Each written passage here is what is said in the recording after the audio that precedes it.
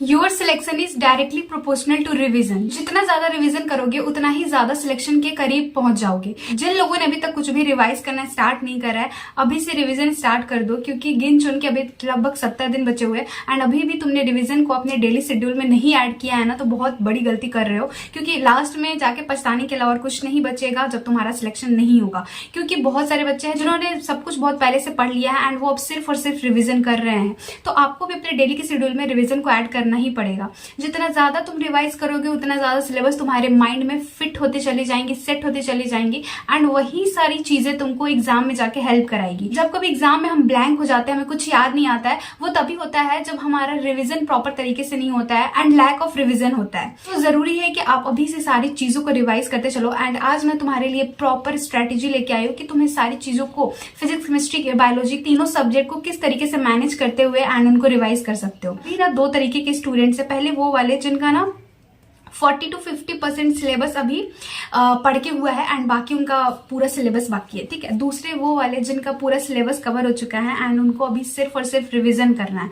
तो मैं तुम दोनों के लिए बताने वाली हूँ कि ये दोनों कैटेगरी के स्टूडेंट किस तरीके से रिवाइज कर सकते हैं। तो देखो, सबसे शॉर्टेस्ट वे है ना अभी रिवाइज करने का, जो इन दोनों कैटेगरी के स्टूडेंट्स यूज कर सकते हैं, वो है फ्लैश कार्ड्स की हेल्प से रिवाइज करना। क्योंकि फ्लैश कार्ड्स पे ना बहुत ही कंसाइज वे में सारी इन्फॉर्मेशन दी हुई रहती है। फिजिक्स, केमिस्ट्री, बायोलॉजी तीनों में ये मिल जाएगी। जैसे कि आप ये रैंसो फ्लैश कार्ड्स को यूज कर सकते हो एंड ये जो फ्लैश कार्ड्स है ना, ये हाईली टॉप एजुकेटर द्वारा बनाया गया है एंड बहुत सारे ऐसे टॉप एजुकेटर है नीट फील्ड में या फिर जेई फील्ड में जो रिकमेंड करते हैं बच्चों को फ्लैश कार्ड्स की हेल्प से रिवाइज करने का। जैसे कि गरिमा गोयल मैम, तमन्ना चौधरी मैम, इन बोला है कि आप फ्लैश कार्ड्स को यूज करो अपने सारे सिलेबस को रिवाइज करने के लिए, क्योंकि ये फ्लैश कार्ड जो है ना, ये काफी कम समय में आप इनके हेल्प से पूरे सिलेबस को रिवाइज कर सकते हो। और ये रैंसो फ्लैश कार्ड्स आपको हर एक चैप्टर का अलग अलग मिल जाएगा एंड ये बायोलॉजी में भी है, फिजिक्स में भी है एंड आपको ये सेम चीज केमिस्ट्री में मिल जाएगी। जैसे कि मान लो कि आपको आज केमिकल काइनेटिक्स चैप्टर को रिवाइज करना है, तो आप इस फ्लैश कार्ड्स की हेल्प से पूरी चीजों को रिवाइज कर सकते हो। जितने भी इसमें कॉन्सेप्ट है, जितने भी इसमें फॉर्मूलाज है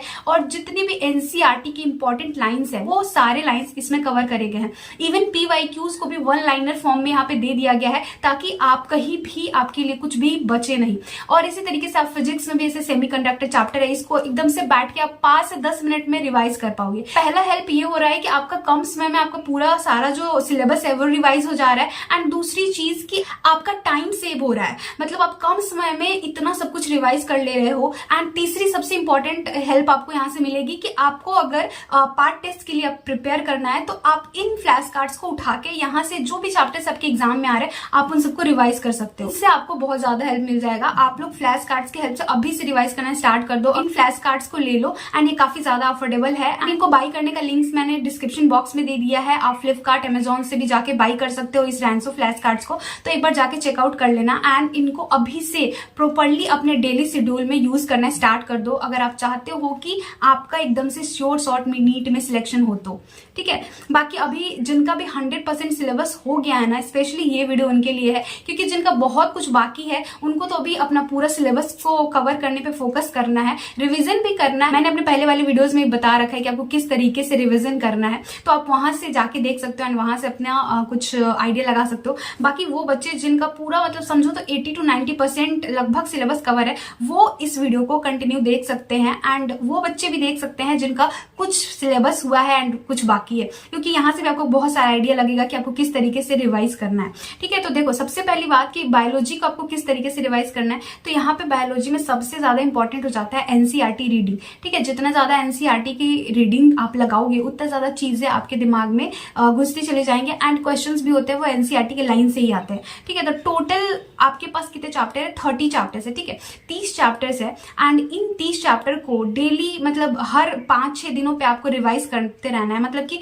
आपको डेली अपनी तरफ से कोशिश करना है कि आप 4-5 चैप्टर को रिवाइज कर पाओ, क्योंकि अगर आप पूरे वीक में इस 30 चैप्टर को रिवाइज कर लेते हो ना, तो आपको एक अलग ही कॉन्फिडेंस आएगा जाएगा अंदर की, मतलब पूरा का पूरा बायोलॉजी आपका एक वीक के अंदर रिवाइज हो जा रहा है, तो आप पर वीक मतलब अपने पूरे बायोलॉजी के सिलेबस को रिवाइज कर पाओगे। तो इसको देखो, इसको रिवाइज करने के लिए ना आपको पहली चीज क्या करनी है कि एवरी चैप्टर में आपको फाइंड आउट करना है कि वो पार्ट की जो तुमसे याद नहीं हो पा रहा है, जो याद नहीं हो पा रहा है ना, उसको आप एक पेज पे लिख सकते हो। जितने भी पेजेस है ना एनसीईआरटी के, उन सारे पेजेस में जितने भी इंफॉर्मेशन आपसे याद नहीं हो पा रहा है, आप उन सारे इंफॉर्मेशन को एक पेज पे लिखो एंड उसको डेली रिवाइज करो, क्योंकि आपको उन पे अलग से टाइम देना पड़ेगा।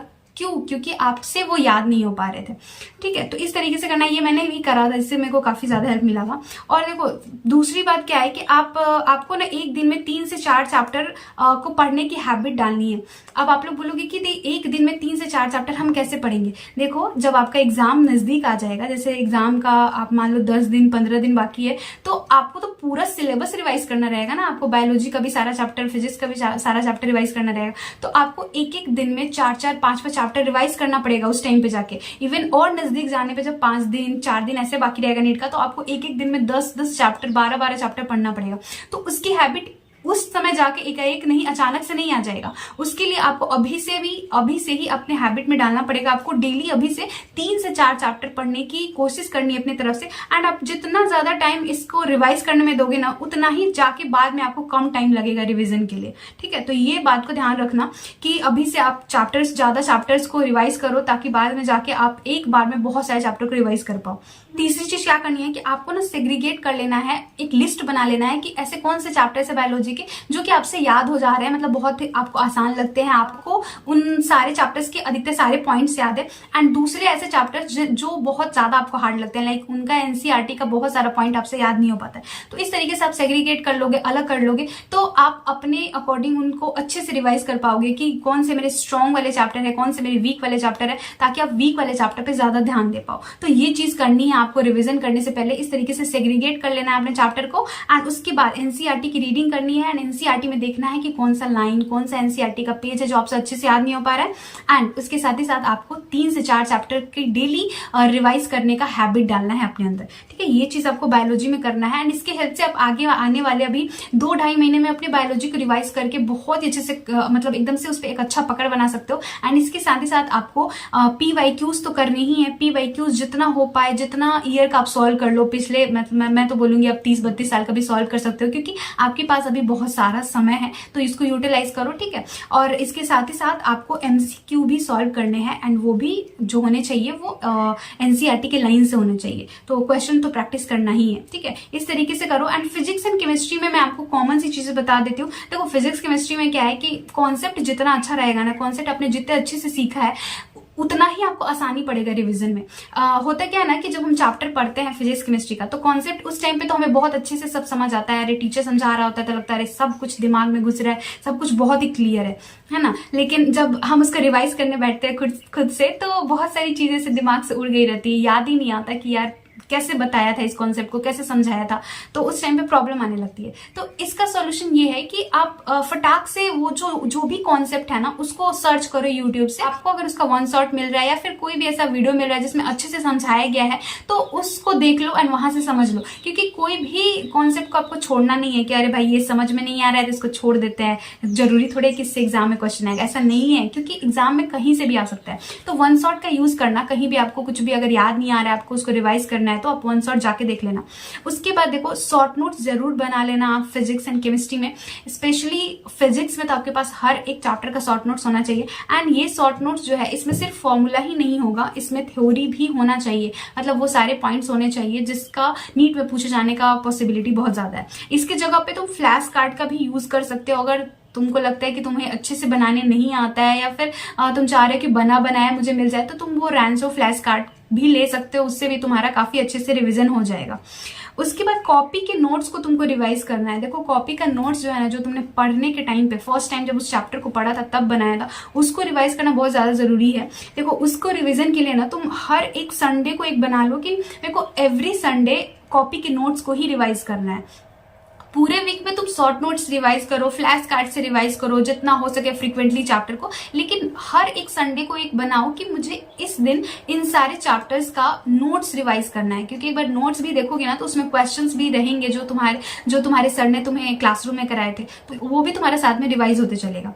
ठीक है, उसके बाद एमसीक्यू तो प्रैक्टिस करनी ही एंड पीवाईक्यूज तो लगानी ही है। इसके लिए तुम बुक का हेल्प ले सकते हो, अगर तुम्हारे पास पहले से कोई तुम बुक प्रैक्टिस कर रहे हो तो उसी को प्रैक्टिस करो, क्योंकि बार बार रिसोर्सेज चेंज मत करना। बट जो लोग भी नए सिरे से मतलब अभी क्वेश्चन बनाने के लिए उतरे हैं, लाइक पहले उतना ज्यादा क्वेश्चन सॉल्व नहीं किया, तो उनको मैं बोलूंगी कि अभी वाईटी वीडियोज से तुम क्वेश्चन सॉल्व कर सकते हो, क्योंकि वहां पे भी काफी अच्छे क्वालिटी के क्वेश्चन सॉल्व कराए गए हर एक चैप्टर में।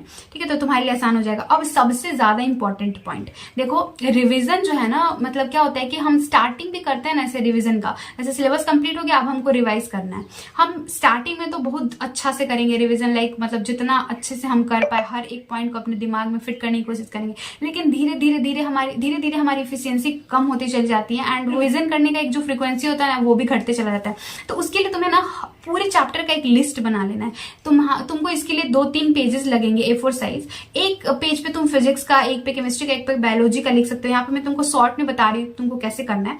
जैसे देख लो, एक ऐसे तुम बना लेना, ऐसे तुमको पूरे अच्छे तरीके से ये ऐसे लाइंस इस तरीके से लाइंस खींच लेना है एंड उसके बाद यहाँ पे चैप्टर्स के नेम लिखने हैं। ठीक है, यहाँ पे तुमको नोट्स लिखना है, यहाँ पे शॉर्ट नोट्स लिखना है, यहाँ पे क्वेश्चन प्रैक्टिस, यहाँ पे पीवाईक्यूज, यहाँ पे एनसीईआरटी रीडिंग। एनसीईआरटी रीडिंग तुम लिखोगे इनऑर्गेनिक में, ऑर्गेनिक में एंड बायोलॉजी वाले में, और फिर तुम यहाँ पे एनसीईआरटी का क्वेश्चन भी लिख सकते हो। अब तुमको करना क्या है, जैसे मोल वाला चैप्टर है तो मोल वाले चैप्टर का जिस दिन तुम नोट्स रिवाइज कर रहे हो, कॉपी का नोट्स, यहाँ पे एक टिक लगा दो। ठीक है, जिस दिन शॉर्ट नोट्स रिवाइज कर रहे हो एक बार टिक लगा दो, क्वेश्चन प्रैक्टिस कर रहे हो एक बार टिक लगा दो, पीवाईक्यूज कर रहे हो टिक लगा दो, क्वेश्चन अगर तुम एनसीईआरटी का क्वेश्चन सॉल्व कर रहे हो या फिर एनसीईआरटी को पढ़ रहे हो, रीडिंग कर रहे हो, तो यहाँ पे एक टिक लगा दो। तुम जितना बार जो भी चीज करोगे यहाँ पे एक एक टिक लगाते चलोगे। ये जो स्क्वायर है ना ये थोड़ा बड़ा होगा, यहाँ मेरा थोड़ा छोटा हो गया, ये तुमको थोड़ा बड़ा बनाना है ताकि तुम यहाँ पे छोटा छोटा एक ऐसे टिक मार्क करते चलो जितना बार तुम उस पर्टिकुलर काम को कर रहे हो।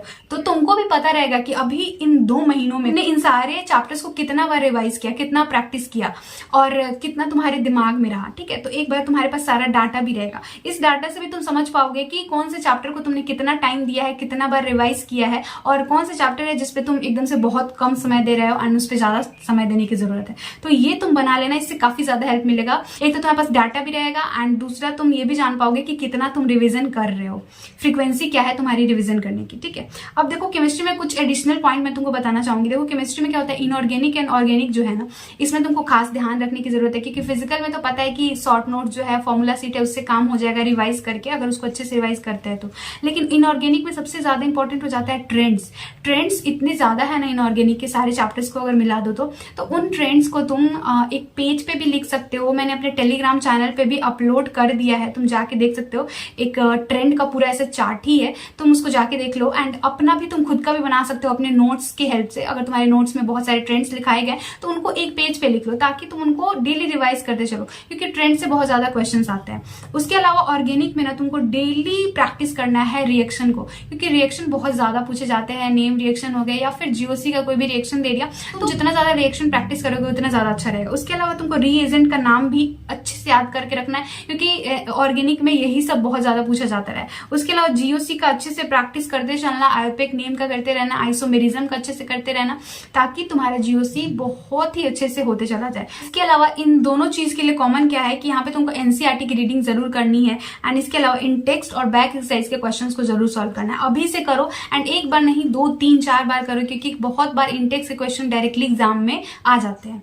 इसके अलावा देखो तुमको इनऑर्गेनिक में भी ना रिएक्शन का खास ध्यान रखना है। इनऑर्गेनिक के रिएक्शन भी एग्जाम में पूछे जाते रहे, जैसे पी ब्लॉक हो गया, डी ब्लॉक हो गया। कोऑर्डिनेशन कंपाउंड में बहुत सारे रिएक्शन है जिसकी एग्जाम में आने की पॉसिबिलिटी बहुत ज्यादा है एंड वो पूछे भी गए हैं। तो उन सारे रिएक्शन को ना तुम एक पेज पे लिख सकते हो एंड उस पेज को डेली रिवाइज कर सकते हो। तो तुम्हारे पास अभी इतना ज्यादा समय है ना, अगर तुम्हारा पूरा सिलेबस पढ़ के हो गया है तो तुम्हारे पास 2 महीने है, 2 महीनों से भी ज्यादा है मतलब। तो इस समय को अच्छे से यूटिलाइज करो। जो भी चीजें मैंने यहाँ पे बताई ना उन सारी चीजों को करो एंड एक प्रॉपर एक प्लानिंग के साथ अपना रिवीजन स्टार्ट करो एंड तुम 650 नहीं, तुम 680 भी अभी आराम से क्रॉस कर सकते हो। एंड तुम ही लोग से काफी सारे लोग होंगे जो अभी 700 प्लस भी क्रॉस करेंगे, क्योंकि तुम्हारे पास रिवीजन के लिए काफी ज्यादा समय मिल गया है। तो इसको अच्छे से यूटिलाइज करो। ऐसे सोने में मत गवाओ कि बहुत ज्यादा पढ़ के हो गया है, सारा सिलेबस मेरा कंप्लीट हो गया है, तो होता है ना ओवर कॉन्फिडेंट हो जाते हैं लोग कि अब तो हमें आराम से हमारा सिलेक्शन हो जाएगा, हम तो सबसे इससे पहले सिलेबस कंप्लीट कर चुके हैं। सिर्फ कंप्लीट करने से नहीं होगा, अगर उनको रिवाइज नहीं करोगे तो उसका कोई फायदा नहीं होगा, सब धीरे धीरे दिमाग से निकलते चली जाएगी। तो इस तरीके से तुमको रिवाइज करना है एंड आई होप कि तुमको इस वीडियो से काफी ज्यादा हेल्प मिला होगा एंड कुछ ना कुछ तुम जरूर समझ पाओगे कि तुमको किस तरीके से चलना है। और आगे आने वाली वीडियोस में तुमको बताने वाली हूँ। अभी यकीन के ऊपर वीडियो आने वाला है, यकीन वाले बच्चे भी हैं जो बहुत ज्यादा परेशान हो रहे हैं, तो थोड़ा सा वेट कर लो, जल्दी वीडियो आएगी।